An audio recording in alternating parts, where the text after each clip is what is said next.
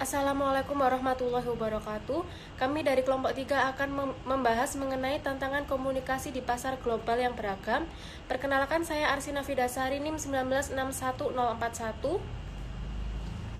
Assalamualaikum warahmatullahi wabarakatuh. Perkenalkan, nama saya Arda Aprilia, NIM 1961034. Assalamualaikum warahmatullahi wabarakatuh. Nama saya Bargas Giovanni Suaryono Putro, NIM saya 1961042.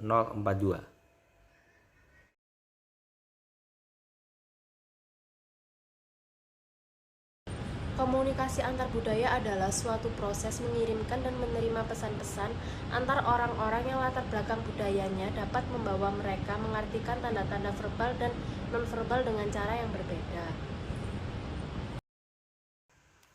Memahami peluang dan tantangan komunikasi antar budaya. 1. Peluang-peluang dalam pasar global. 2. Keunggulan angkatan kerja yang multikultur. 3. Tantangan komunikasi antar budaya. Meningkatkan sensitivitas antar budaya. 1. Menjadi lebih sadar akan aturan-aturan dalam budaya dan cara aturan tersebut mempengaruhi komunikasi kita. 2. Merupakan satu langkah penting ke arah komunikasi antar budaya. 3. Komunikasi sebagai besar bersifat otomatis. Memahami konsep budaya. 1. Budaya merupakan suatu sistem yang dimiliki bersama berupa simbol, kepercayaan, sikap, nilai, harapan, dan norma perilaku. 2. Setiap individu merupakan bagian dari beberapa budaya. 3. Orang-orang belajar mengenai budaya baik secara langsung maupun tidak langsung. 4. Budaya juga mempunyai sifat koheren yang lengkap. Etnosentrisme dan stereotip. Etnosentrisme adalah kecenderungan untuk menilai kelompok lain menurut standar, perilaku, dan kebiasaan kelompok sendiri. Stereotip merupakan cara pandang yang terlalu menyederhanakan budaya. Mengatasi etnosentrisme dan stereotip. 1. Hindari membuat asumsi. 2. Hindari menghakimi. 3. Akui adanya perbedaan. Mengenali variasi budaya.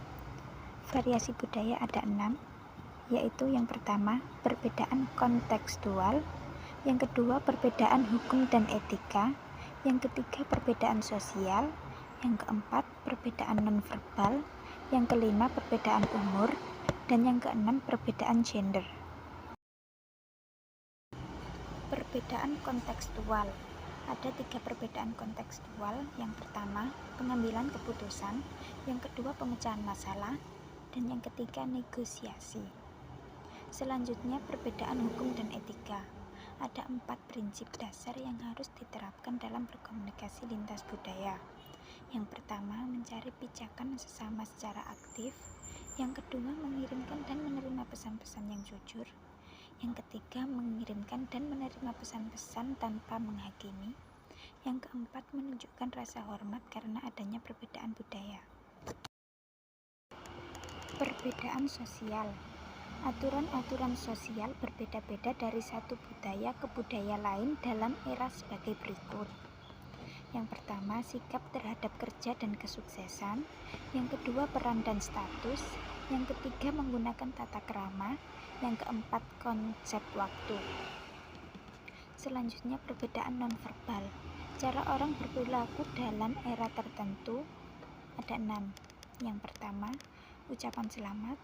Yang kedua, ruang pribadi. Yang ketiga, sentuhan.